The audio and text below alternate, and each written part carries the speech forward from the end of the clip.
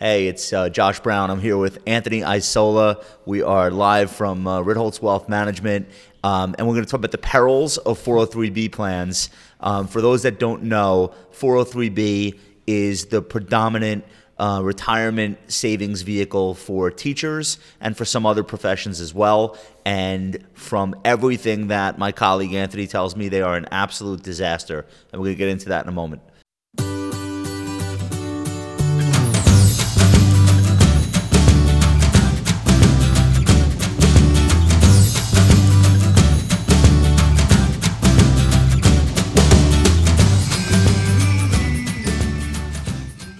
Okay, so first of all, Anthony, tell us how public school teachers' retirement plans are different than how most people get to save in a 401k or an IRA. What's the main difference? The main difference, and this mainly deals with teachers like K to 12, right, is these plans, the plan sponsor or the Board of Education, the district, is not responsible for the choices of investments. Meaning they offer the plan, but nobody looks at what's in it. You got it. Oh nobody's vetting it. That's number one. Okay. Number two, they're all individual contracts. So you don't get any pricing power. Like a large private company could go and demand institutional funds and really low-cost funds, where now all you've got, it's divide and conquer. So all the teachers have to fend for themselves, and next thing you know, you could have 30 different choices, and one school district. You don't get the benefit of scale. No Why? benefit at all. Because no one's fighting for it. Because no one's fighting for it, and because the main people who implement these plans are large insurance companies, and it's a way to keep their profit margins very high. Okay, so you have massive inefficiencies to start off with. Massive. And then you've got nobody that's like responsible for what options are being taken by people. No. Okay. The only responsibility that the district has is to administer the plan. Meaning, okay, someone wants to take a loan. Okay, we got to change the paycheck contribution. After that's done, so cashiering activity. That's it. That's all it is. Okay, so you're telling me that a school district with how many teachers are in a typical school district? You could have a few hundred, 200 to 300 teachers. So a school easy. district could have 200 to 300 teachers. Let's say a quarter of them are taking advantage of the 403B. Would that be? I would say somewhat? yes. Okay. I would say anywhere between 20 and 30% contribute. 20 and 30. Okay, so a third of the teachers in a school are contributing into the 403B. Correct. Now they also have a pension. Yes, they do. Which is a big part of why that works. But then they've got this other option, but no one's really looking at it. No. So the superintendent of the school? No. Not really. No one. No. First of all, they have a business office, and usually the person, quite frankly, in the business office is not a financial person as far as stocks and bonds and financial planning. Right. So they're not trained in that. No, they have no idea. So what they're worried about is they don't break the rules. And right now the rules say the only involvement they need is to administer the plan. So they don't want any involvement. They're scared to take any involvement over the investment options because they don't have to. And the way they think is, what happens if we take some ownership and something goes wrong? Yeah, exactly. So they're very fearful. Nothing even has to go wrong. You could have like just a bear market. Exactly. And then the teacher says, hey, right. Why did I lose 20% of my money? Right. I used to have a fixed annuity, and I wouldn't have lost any money. And why did you put All right, so you can understand why the status quo is what it is. Now, Absolutely. All right, but so here's the problem with that. The fact that nobody has responsibility presents an opening for people that want to come in and act in a predatory way, because who's going to stop them? No one. Okay, so that is the current condition of 403, and this isn't regional.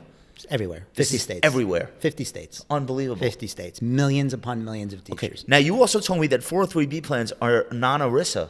Yes. What the hell is that about? Basically, because the teachers started out with, have a pension, this was kind of a supplemental thing. So they felt they didn't need to follow a stringent, regulations, but it's turned into a disaster. And quite frankly, this is a bigger, put it in context, it's basically all about, okay, we're going to disclose things and we're going to give people lots of choices, which is the argument of many of the vested interests about, we don't need the fiduciary rule because don't regulate us because that's going to limit the amount of choice. You got it. And this is ground zero of why that doesn't work. This is what would happen if every standard was all you have to do is disclose and give people tons of choices. We see what happens when there that's is put in place. there is zero academic literature that supports this idea that unlimited choice is helpful for anyone. Oh my God, it goes against everything that's said about behavioral finance to give people. And it's funny because many of these insurance companies will come out with pseudo studies that say that's the reason. If we took away choice, then people wouldn't contribute. Even the bad choices. Right, exactly. Right. All right, so you are a former teacher. Yes, I am. Okay. Why are teachers so vulnerable to bad investment choices or the types of predatory behavior that we see on the part of salespeople? It's a couple of things. They're kind of conservative by nature, and many times, people might want to become a teacher because it's a job where you get tenure. It's a job where you get a pension, so you tend not to be the biggest. There's some safety involved. Yeah, there's some safety, and they also are used to kind of following orders. So it's like, okay, I'll kind of do what everyone else is doing. Okay. And unfortunately, many of their other benefits. They're, in other words, they're not like maverick or entrepreneurial. No, they're not. They're there to teach kids, and that's their job. Okay. But here's the thing. Like their other benefits, they have really good healthcare benefits. Usually the pension benefit is good. And they make this assumption that their 403B is under that same standard. And the people that peddle this crap will trick them into that and say, we represent, they'll literally say, we represent the school district. You don't really represent the school district. This is not your pension plan. This is not your healthcare. So they get this idea many times purposely from these people that this is part of like your general benefits package, and it's really not. So when you say peddle this crap, like let's be specific. Yes. What's going on? So people are, let me see if I have this right. Go ahead. So teachers are tricked into buying products that promise them some sort of measure of protection. Yes. Within a 403B. Yes. Meanwhile, they already have a guaranteed pension. So it's almost like buying two bonds when you actually need a bond and equity exposure. Exactly. It's almost like buying three, because like in New York State, you also have a Social Security and you have a pension. So now you're a retired teacher. Now you have a fixed annuity. You have a fixed annuity plus a pension plus Social Security. Why did you need the fixed annuity? You don't. You don't. And that's really, that's the issue. And I always say it's the most expensive way in the world to buy a mutual fund. Right. Because they put it inside, you could buy a variable annuity and there's a sub account, and they put the mutual fund inside it. And you end up paying like 3% for something that you could buy for 10 basis points. Right. And get a better return. But so here's how that works. Let's do a little role play. Sure. You're the teacher. Yes. I come in and I say, I'm from Acme Insurance Company. Yes. We won't use any names. Yes. Okay. We don't need AAA Insurance I'm yes. from. But I don't present myself that way. I don't say I'm an insurance broker. No. I say I'm a financial counselor. The school has asked me to come in and explain to you why you need to do X. And what X probably is me saying to you, what do you want all that market volatility for? Exactly. There's so much risk. Yes. Did you see what happened with Lehman Brothers? Yes. Tell you what, Tony. Can I call you Tony? Sure you can. Okay. Here's what we're going to do. Right. We're going to roll your 403B contributions into this vehicle. It's got downside protection. I'm guaranteeing you 6% a year. Yep. You don't have to worry about any market volatility. Right. And it's linked to the market. Mm-hmm. And I'm giving you the upside of the market, but no downside. Absolutely. So I'm giving you heaven without the threat of hell. You got it. How could you say no? You don't. You don't say no. That is why over 70% of this money in K-12 space is, and it's probably about, I would say, $300 billion, is in an annuity product. Sick. And it's supposed to be, and again, these are not wealth accumulation. You're supposed to be accumulating. Why in God's name does a kindergarten teacher who's 24 years old need an annuity? A guaranteed 6%. It's absurd. Well, it's not going to be 6% either. Well, whatever, the nominal 6%. Yes, whatever they're promising. So then what ends up happening is rather than just get plain vanilla stock market exposure, which would be great in that situation, instead they've got a vehicle that they're trapped in. Absolutely. Surrender fees. Yes. They've paid huge. Yes. They don't get the market upside because it's capped. It's like limited on an ongoing basis. Mm-hmm. So the whole thing was a scam. Pretty much. And yet this goes on 24 hours a day, 7 days a week. And it's gotten worse. Well, it's gotten worse. I just heard a story, somebody close to me, same story. Yep. This is what I'm being promised. Does this sound too good to be true, Josh? Yeah, of course it is. I want to ask you. What should a teacher know?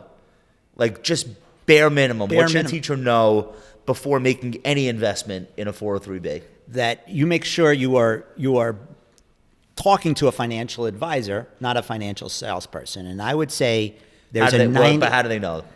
Well, I think you need ask? to ask people. I think you can make them sign something and literally say, I'm going to look out for your best interest. And if they refuse to sign it, then you need to walk away. And if there is nothing on that list that would provide that for you, you can demand better. There are better options out there available, but obviously this is dominated by the vested interests they don't want change. You understand? This is the 1970s of investing. I always say that. This is how it was. And when people would buy mutual funds and pay 8%, basically nothing has changed in this market since the 1970s. All right, so the whole rest of the world is now buying Vanguard, iShares, paying 8 basis points for a portfolio. And people are buying now things for 300. Working with a fee-based advisor who's not taking commissions. You got it. That's what the whole world is doing. That's the world, yes. And then you've got this land that time forgot. Yep. Would you say it's $300 billion?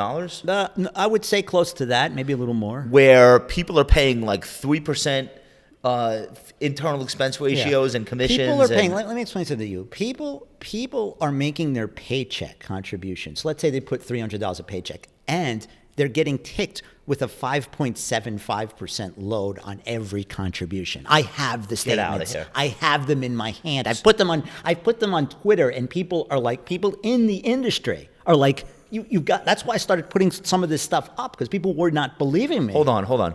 So I get paid every 2 weeks. Yes. And every 2 weeks I buy $70 worth of mutual fund. And I pay $10.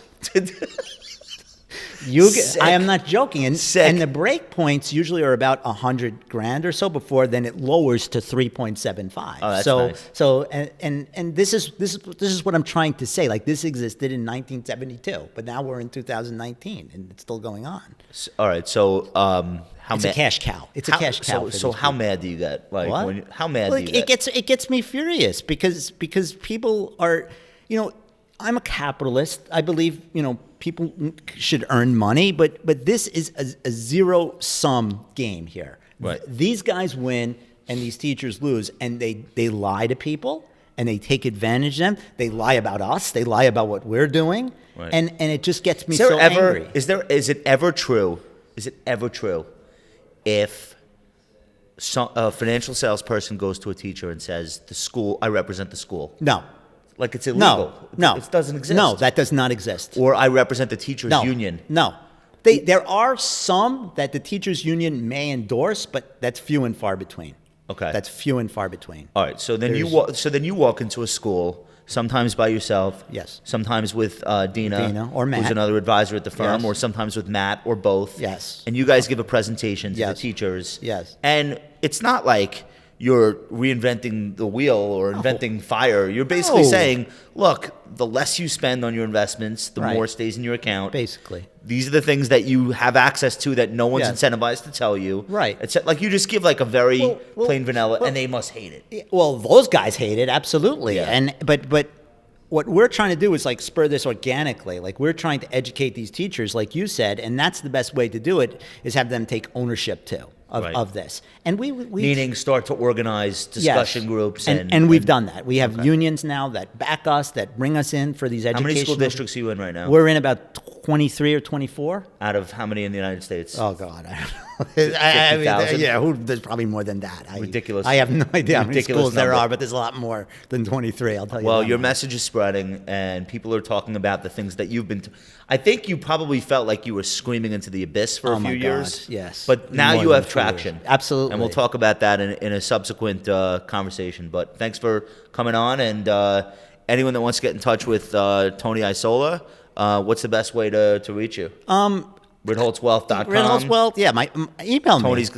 Tony at ritholtzwealth.com. You could email me. Teachers email me all the time. Listen, if you're a teacher, or if you have a loved one who's a teacher, and you don't know what's going on with the retirement options, or you feel uncomfortable with a salesperson you've been dealing with, and you want a second opinion on something that's being recommended, you have to talk to Tony. That's it. Very simple.